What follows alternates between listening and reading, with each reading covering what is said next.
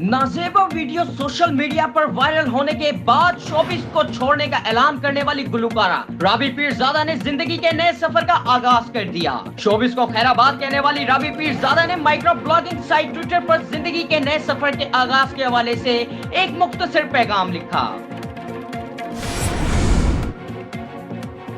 24 साला दूल्हे ने शादी से कुछ मिनट कबल खुदकुशी कर ली। दूल्हे ने शादी हॉल में मौजूद मेकअप रूम में पंखे से लटककर खुदकुशी कर ली। वजह ताहाल मालूम ना हो सकी।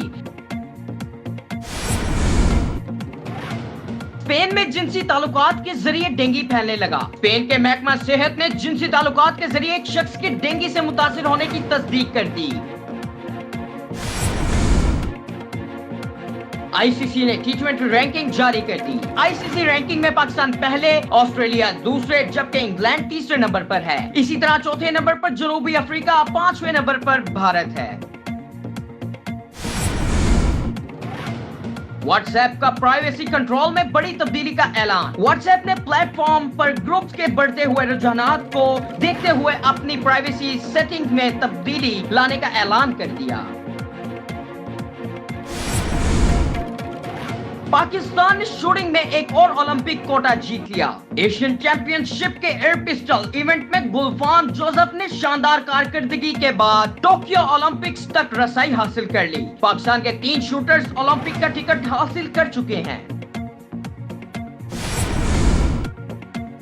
श्रीनगर में भारत के जेरे तसल्लुत। कश्मीर में भारतीय फोर्सेस ने 12 घंटों के दौरान 2 कश्मीरी नौजवानों को शहीद कर दिया।